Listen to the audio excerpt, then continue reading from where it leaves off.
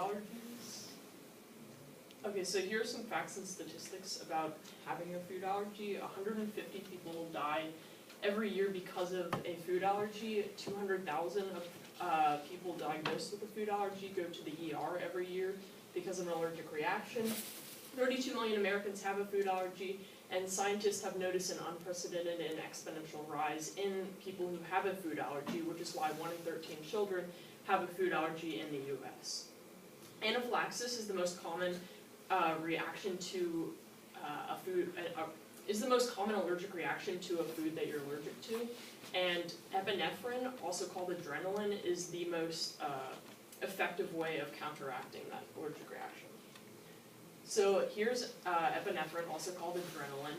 It is the primary drug of use for an allergic reaction because it closes blood vessels it tightens blood vessels, which means it increases your heart rate, and it also makes you hyper aware because it allows your muscles to perform better, and it allows your heart rate to go up, which means that it counteracts most of the effects of allergic reaction. Here's the formula in molar mass. Getting this drug directly into a person who's having an allergic reaction is key to stop them from dying. An allergic reaction is when they go into anaphylaxis. They often experience tiredness, nausea, and a bunch of other side effects, which means they can't drive themselves to a hospital. It's a spatial distribution problem because they have to be somewhere, or they have to get something, but they're in no fit to get them themselves, themselves. So they have to let someone else do it, which means it has to be on hand at all times, which is where this comes in. The specific problem is that there's only 2 types of autoinjectors. This one, which is called EpiPen, and this one, which is called the AubiQ. The AubiQ is better because it's durable, smaller, and it's more resistant to temperature change. There are several ways to carry it, none of them good, because, for instance, this one, it just looks bad. This one and this one, it's very hard to carry it because you often forget it, right? Here are the 4 main reasons for losing your auto-injector when you need it. Forgetting it, falling out, looks terrible, or it's inconvenient. These are all problems with the modern ways to carry the auto-injector. The solution was to design something that you could have at all times without ever having to remember it, which is where this comes in. Putting it on your phone is a perfect solution to this problem because you always have your phone. If you live in America, you are always with your phone, no matter what. And if you lose it, then you will probably remember it shortly.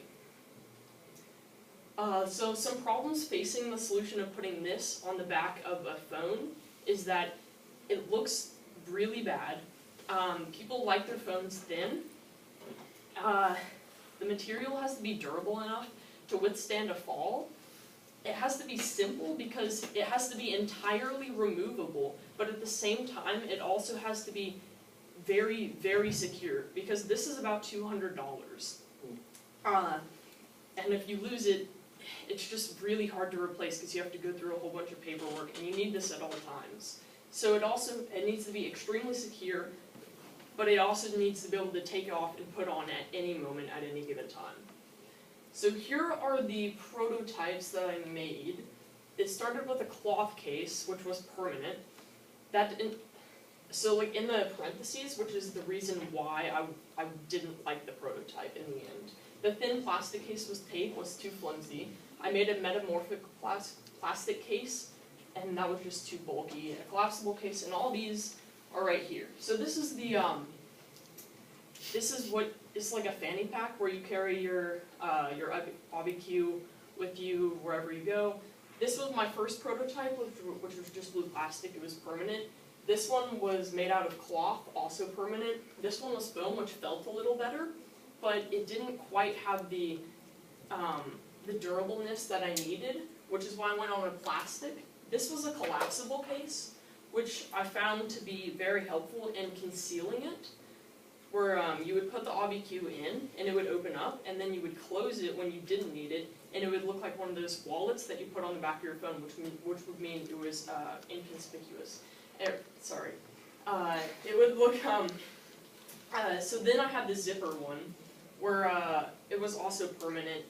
The snap fit case helped a lot because a snap fit means it can go on at any time and come off at any time, which allows for it to be as minimal, take up as little space as possible. The final one that I had was the magnetic casing, which is where you take a whole bunch of neodymium magnets and you put them on a cloth case. And then the idea is that part of your phone is made up of metal, or like a little portion on the back is made up of iron, and then you're able to just layer it on, and then it would hold like that.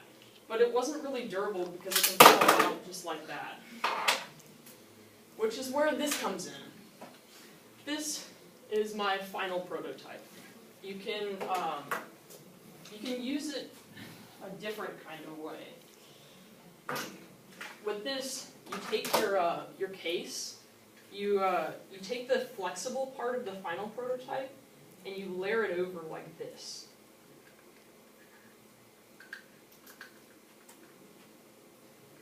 That way, it's secure on the back,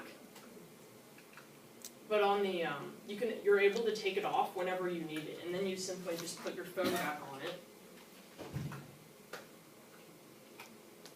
And then you take the snap fit off, you put your AviQ in,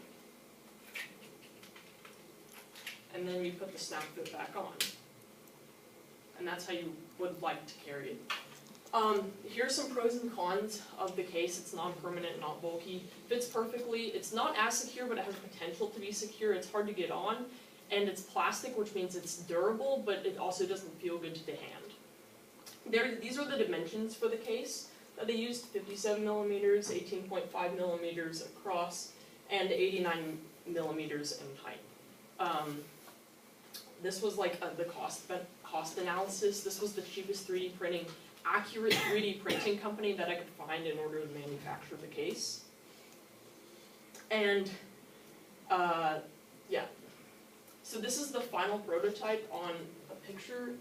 The light's not very good, but essentially it just looks like this. This is really helpful for kids who have a food allergy, not necessarily because they carry it with them at all times, but because it's a way for them to carry it. Having options is essential for people who have a food allergy because right now it's a very limited market with not many opportunities for you to carry it. So that's where this comes in. Thank you.